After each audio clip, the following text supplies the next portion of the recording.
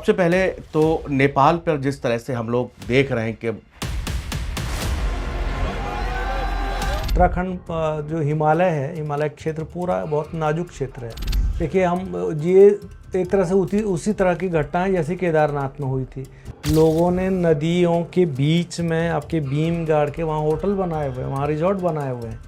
तो ये तो एक तरह से टिकिंग बॉम्ब है, टिकिंग बॉम्ब है। हमको बोला जाता कि भाई जो नदी किनारे रहता है वो एक ना एक दिन उसको खतरा तो रहता ही है। जब डेवलपमेंट नहीं हुआ, कुछ नहीं हुआ, आप छोटे थे, आपने घर देखा, उस समय की क्या क्या चुनौतियां आपने पहाड़ के ना। और हॉस्पिटल तो मैं आज भी कह रहा हूँ कि हॉस्पिटल की सुविधाएं आज भी नहीं है। मेरे पिताजी की तबीयत खराब हो गई थी, उनका ऑक्सीजन लेवल कोरोना काल में गिर गया था। श्रीनगर ले जाइए जो कि 120 किलोमीटर है, जाते जाते रुद्रप्रयाग में उन्होंने दम तोड़ दिया। नमस्कार, हम सब देख रहे हैं कि किस तरह से नेपाल में भीषण आपदा आई हुई है और दूसरी आपदा का अलर्ट भी हो गया है और दूसरी बड़ी झील है जिसके फटने की बात सामने आ रही है और लोगों का रेस्क्यू ऑपरेशन किया जा रहा है। तस्वीरें दर्दनाक हैं, हृदय विदारक हैं। उधर पे सिर्फ मासूमों की चीखें और लोगों की आवाज़ें आ रही कि कोई हमको बचा लो। बस इस समय एक ही चीज़ नेपाल के लिए पूरी दुनिया प्रार्थना कर रही है कि ये जो इस समय प्राकृतिक आपदा आई है इससे जल्द से जल्द नेपाल उबरे। हिंदुस्तान भी इसके लिए अपनी सबसे पहले खड़ा हुआ और अपना रेस्क्यू ऑपरेशन वहां पर कराया जा रहा है। लेकिन कहा जा रहा है कि भले ही ये आपदा प्राकृतिक नेपाल पर आई हो, लेकिन उत्तराखंड भी इससे अछूता नहीं है। भगवान ना करे कभी बाबा केदारनाथ का धाम जहां पर जो देवभूमि है, कभी ऐसी आपदा आए। लेकिन जो हमको हमारा पीछे का रिकॉर्ड बताता है कि उत्तराखंड इससे कभी अछूता नहीं रहा। वहां पर भी ऐसा हिमालय रेंज है और ऐसे नाजुक पहाड़ हैं जहां पर लगातार कंस्ट्रक्शन, क्योंकि नेपाल में जो ये आपदा, ये तो कहने को तो प्राकृतिक आपदा है, लेकिन इसके पीछे जो साइंटिफिक रीजन बहुत सारे आ रहे हैं, जिसमें एक बड़ा पॉइंट आ रहा है कि तिब्बत के अंदर इतने सारे चीन ने प्रोजेक्ट चला रखे हैं जिसके कारण जो है उस पहाड़ में ड्रिलिंग हो रही है, पहाड़ तोड़े जा रहे हैं, काटे जा रहे हैं, जंगल उजाड़े जा रहे हैं। मेरे साथ में दिल प्रकाश जी हैं, हमारे नवभारत टाइम्स में जर्नलिस्ट हैं, बिजनेस की डेस्क पूरी संभालते हैं, देखते हैं, बिजनेस में काम करते हैं, लंबा तजुर्बा है पत्रकारिता। वो सबसे बड़ी बात, उत्तराखंड से वास्ता रखते हैं, प्रकृति से प्रेम करते हैं, अपने गांव से, अपने घर से, उत्तराखंड से लगाव रखते हैं। इसीलिए उत्तराखंड की बारीकियों से इनसे बेहतर मुझे ऐसा शख्स नहीं मिला जो मुझे उस चीज के बारे में बहुत कैजुअल वे पर हमारे और आपकी बातचीत की भाषा में समझा सके। बहुत स्वागत है दिल जी, प्रकाश जी धन्यवाद। आपका। और सबसे पहले तो नेपाल पर जिस तरह से हम लोग देख रहे हैं कि वहाँ का किस दर्दनाक तस्वीरें हमारे आपके सामने हैं और कई मुल्कों ने मदद भेजने का वादा किया है और नेपाल को इस वक्त ज़रूरत भी है। ये जो आपदा आई दिल जी, सबसे पहले मैं आपसे सवाल करूंगा कि इसको प्राकृतिक आपदा कहा जा रहा है, लेकिन इसके जो पीछे रीजंस हैं वो भी बहुत सारे आ रहे हैं अलग अलग तरीके से। आप उत्तराखंड से बिलोंग करते हैं, क्या उत्तराखंड भी इस तरह से जब केदारनाथ त्रासदी हुई थी, हम क्या लगता है आपको कि विकास का पैमाना क्या सेट होना चाहिए और पहाड़ों को किस तरह बचाना चाहिए ताकि इस हम प्राकृतिक आपदाओं को रोक तो नहीं सकते लेकिन जी, उसमें कमी जरूर ला सकते हैं। देखिए उत्तराखंड के लिए तो ये बहुत बड़ी एक समस्या रही है। उत्तराखंड से में जो पलायन का एक कारण है कि विकास न पहुंचना। अब समस्या ये है कि विकास अब पहुंच रहा है, तो उत्तराखंड में लोग एक तरह से मजाक में कहते हैं कि विकास तब पहुंच रहा है जब लोग पलायन कर चुके कर हैं। चुके हैं। तो अब हमको एक तरह से विकास और पर्यावरण के बीच संतुलन कायम करने की ज़रूरत है। हमने देखा है उत्तराखंड में कई आपदाएं आती हैं और चूंकि उत्तराखंड जो हिमालय है, हिमालय क्षेत्र पूरा बहुत नाजुक क्षेत्र है, तो उसके मुताबिक आपको विकास योजनाएं बनाने की ज़रूरत है। हमको एक तरह से सामंजस्य बिठाने की ज़रूरत है, वरना इस तरह की त्रासदियाँ हम फ्यूचर में भी देख सकते हैं। जो ये नेपाल में त्रासदी आई है दिलबाग जी, ये किस तरह का पहाड़ रहा है, कच्चा? और दूसरी चीज़ है कि नदी का फ्लो किस तरह, मतलब एक्चुअली जो वहाँ पर हुआ है वो आप अपने पॉइंट ऑफ व्यू से बताइए कि वो क्या पूरी घटना हुई। देखिए हम ये एक तरह से उसी तरह की घटना है जैसे केदारनाथ में हुई थी।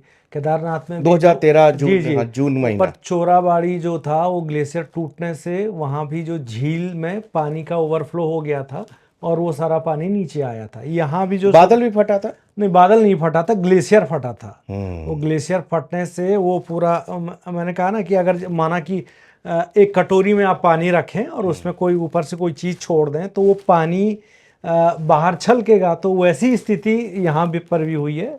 ऊपर पहाड़ों में कोई झील थी और उसमें ग्लेशियर आके टूटा है, जैसे कि शुरुआती रिपोर्ट्स बताती हैं। तो ग्लेशियर आके उसमें टूटा है तो ओवरफ्लो होके वो पानी पूरा नीचे आया है एक साथ।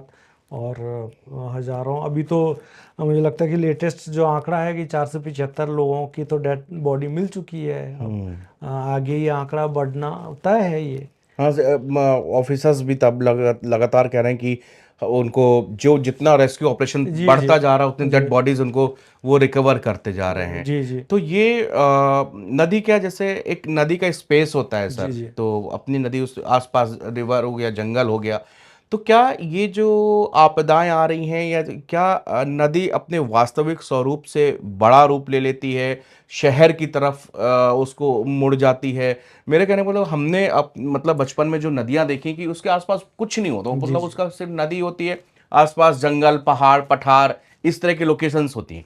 लेकिन क्या, या फिर वो बस्तियां इतनी घनी होती जा रही हैं कि नदी का क्षेत्र एक्वायर हो रहा है? जी बिल्कुल। आप अगर उत्तराखंड जाएं तो आपने देखा होगा कि कर्णप्रयाग हो गया, रुद्रप्रयाग हो गया, आपका ऋषिकेश में भी नदी किनारे बहुत सारे रिजॉर्ट और आश्रम बने हुए हैं।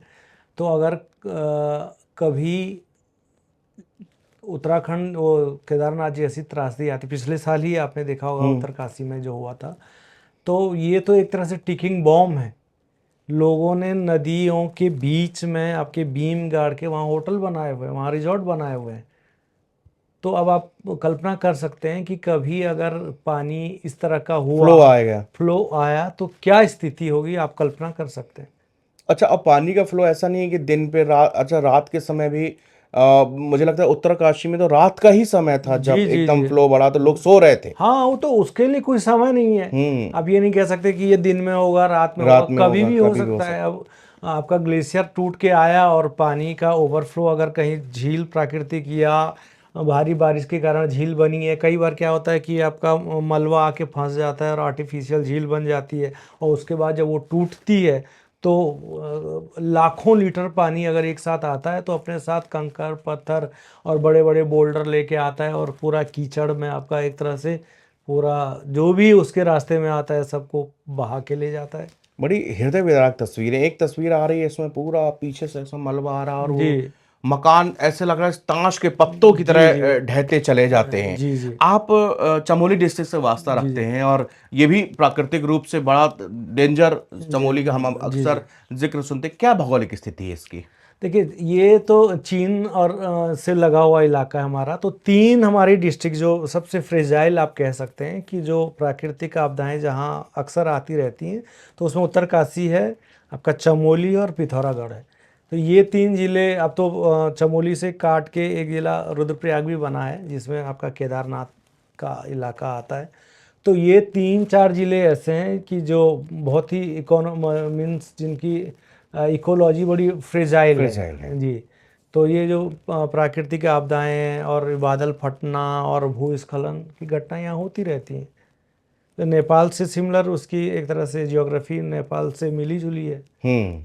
जी तो ये इस तरह इसको, दिल प्रकाश जी, इसका सॉल्यूशन क्या है? क्योंकि हम देख रहे हैं दिन प्रतिदिन होटल रिजॉर्ट और रास्ते, सड़क सुरंग, ट्रेन, बसेस, ये सब बहुत ये है कि किसी भी तरह डेवलपमेंट को आखिरी व्यक्ति तक पहुंचाया जाए। एक जी समय जी पहाड़ की स्थिति इतनी भी, पानी के लिए बहुत दूर लोगों को नीचे जाकर लाना पड़ता है, उस वो भी तकलीफ थी।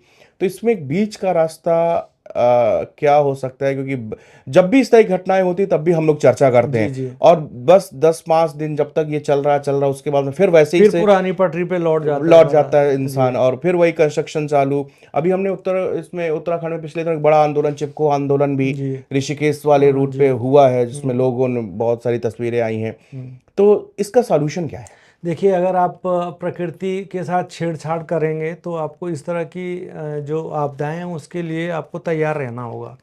तो मैंने कहा ना कि एक सामंजस्य बिठाने की ज़रूरत है कि हमको विकास परियोजनाओं की रूपरेखा या प्लानिंग इस तरह से बनानी है कि वो इकोलॉजी को भी आपको बचाना है, वहाँ का जो फ्रेजाइल नेचर है उसके साथ छेड़छाड़ करने से बचना है और साथ ही विकास भी करना है। तो ये एक चुनौती है।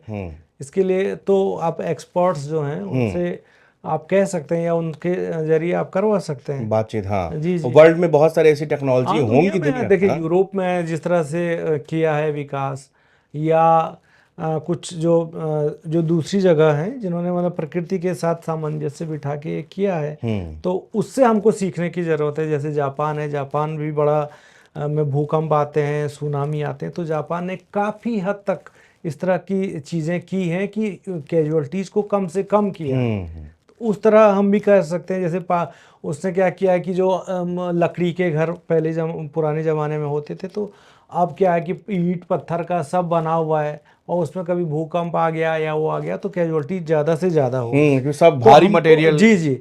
तो हमको इस तरह का करना है कि वो वहाँ की जो जो परिस्थितियाँ हैं उसके मुताबिक हो। मुझे लगता है हिमाचल में भी कुछ लकड़ी के, हाँ, हिमाचल उत्तराखंड में जो परंपरागत हाँ। थे उसमें लकड़ी के भी मकान थे, और बाद में जो अंग्रेज आए थे अंग्रेजों ने भी लकड़ी वगैरह के मकान बहुत बनाए। इनफैक्ट जो चीड़ है आज उत्तराखंड में, पूरा चीड़ आप देख रहे हैं, तो ये अंग्रेजों की ही देन है। अंग्रेजों ने चूंकि उनको इमारती लकड़ी की ज़रूरत थी तो चीड़ का उन्होंने वो किया, और आज उत्तराखंड में जो है जो लोकल वेजिटेशन हमारा ख़त्म हो रहा है और चीड़ के जंगल जगह जगह फैल गए हैं। सर जैसे चमोली डिस्ट्रिक्ट से आप आते हैं, आप मतलब आप अपने बचपन से और अब तक में क्या तब्दीली देख रहे हैं आप उत्तराखंड में, नेचर को देखते हुए, पहाड़ को देखते हुए? जब आप छोटे रहे होंगे बिल्कुल, जब आपने समझा चीज़ों को, तब से और अब में क्या फ़र्क आप पूरे में देखते हैं? देखिए, मुझे लगता है कि अब शायद ही कोई गांव है जो रोड से कनेक्ट ना हो। गांव गांव तक रोड चली गई है, भले ही वो अभी मतलब उसका डामरीकरण ना हुआ हो, कच्ची रोड हो, लेकिन गांव गांव तक रोड चली गई है। अब उससे क्या है कि भूस्खलन में क्या सड़कें जो टूटने का है वो ज़्यादा हो जाता है। मीन्स आपने एक रोड पहाड़ को काट के आपने बनाया, तो अब वो पहाड़ टूटेगा। तो उस तरह की घटनाएं बढ़ी हैं, भूस्खलन की घटनाएं बढ़ी हैं। तो वो पहले इतनी नहीं सुनाई देती, पहले इतनी नहीं थी। लैंडस्लाइड नहीं हुआ है? लैंडस्लाइड मतलब था, ऐसा नहीं कि बिल्कुल नहीं था, लेकिन ये चूंकि अब आपको सड़क बनानी है तो सड़क के लिए आपको पहाड़ को काटना होगा। तो पहाड़ जब कटेगा तो देखिए क्या है, जो आप पेड़ काटेंगे, ठीक है, तो पेड़ जो मिट्टी को पकड़ के रखता था, और पेड़ तो कट गया तो मिट्टी ऐसे ही बह जाएगी। मिट्टी कोई ऐसे भी बह बारिश होती है तो मिट्टी बह जाती है। तो इस तरह की घटनाएं बढ़ी हैं।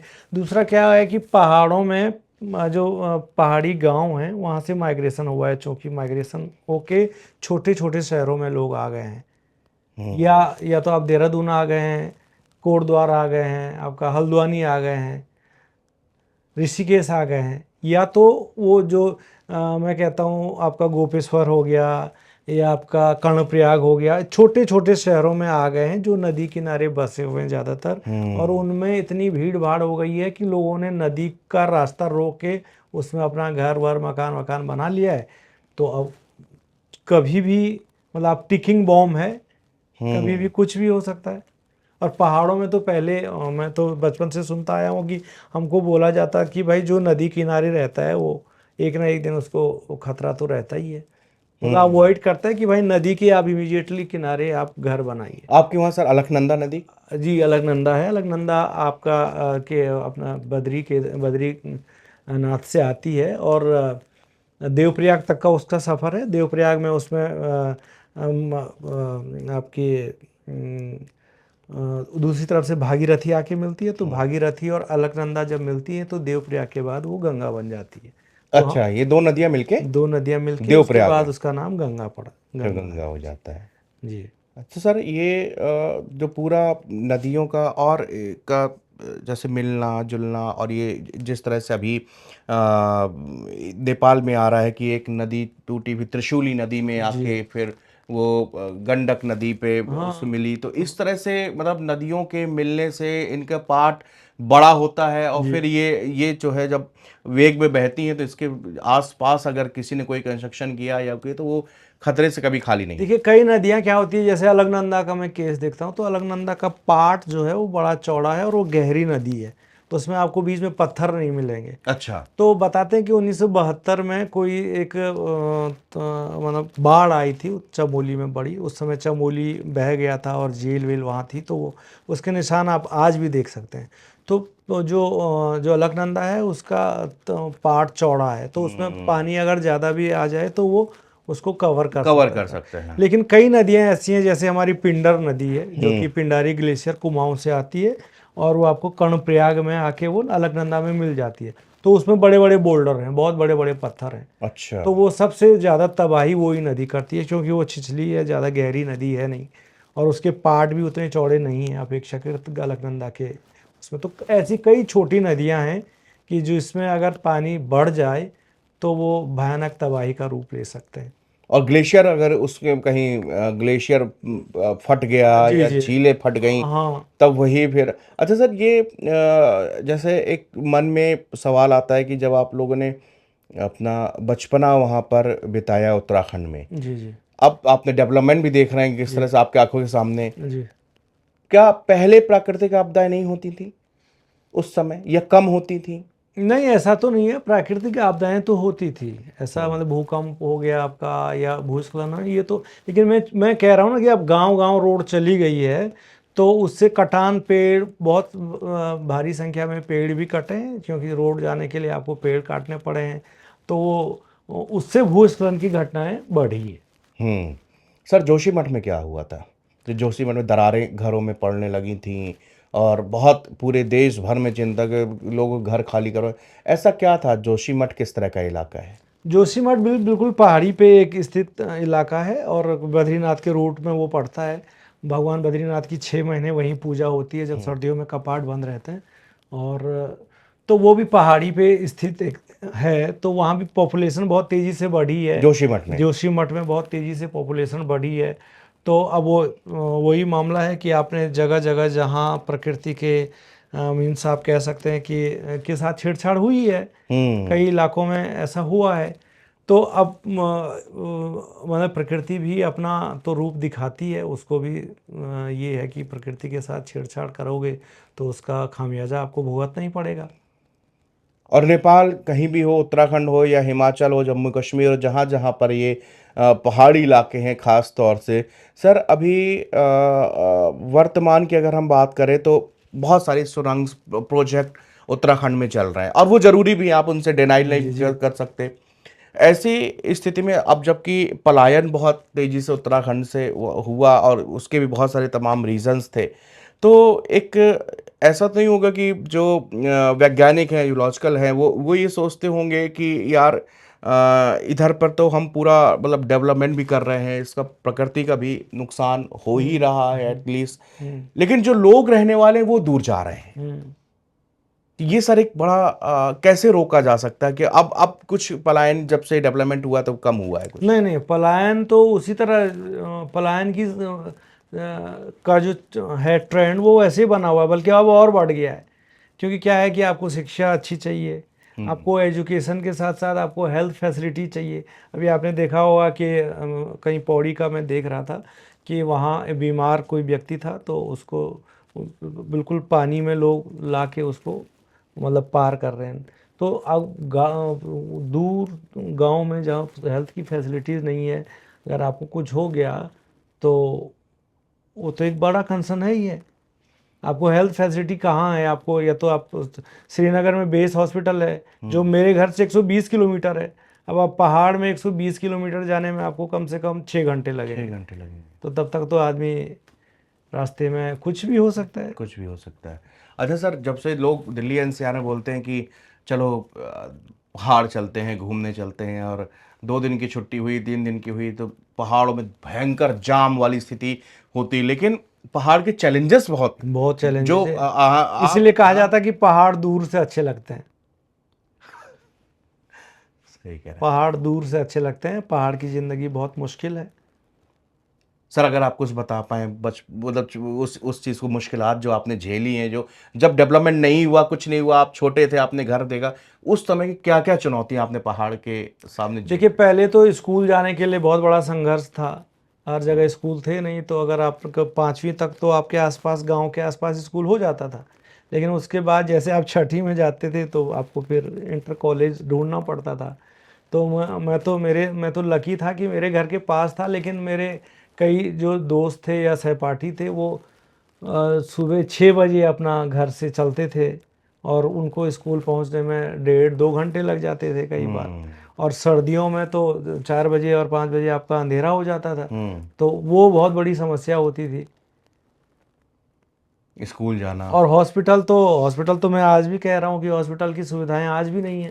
हुँ, मेरे पिताजी की तबीयत खराब हो गई थी, उनका ऑक्सीजन लेवल कोरोना काल में गिर गया था। तो वो जो बेसिक हॉस्पिटल वहाँ ले गए, तो उन्होंने कहा कि भाई आप आगे श्रीनगर ले जाइए, जो कि 120 किलोमीटर है। जाते जाते रुद्रप्रयाग में उन्होंने दम तोड़ दिया। हुँ। और यही अगर मैदानी इलाके होते हैं तो मैदानी कम इलाके होते आदमी तो 2-4 किलोमीटर में जी, आपको 6 जी, किलोमीटर जी, में एक अच्छा हॉस्पिटल मिल जी, जाता। जी। तो मैं तो कई बार कहता हूँ कि एम्स को जो है, एम्स को तो पहाड़ में होना चाहिए था। हुँ, एम्स आपने ऋषिकेश में बनाया, जहाँ ऑलरेडी अच्छी हेल्थ सुविधाएं पहले हुँ, से मौजूद हैं, देहरादून नज़दीक है। तो उसका, एम्स का पहाड़ को कोई फायदा नहीं हुआ है। हुँ।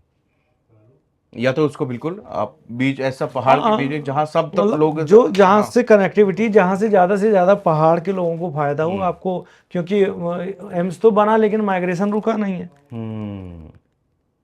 हेल्थ फैसिलिटीज एक बहुत बड़ी समस्या है आज भी।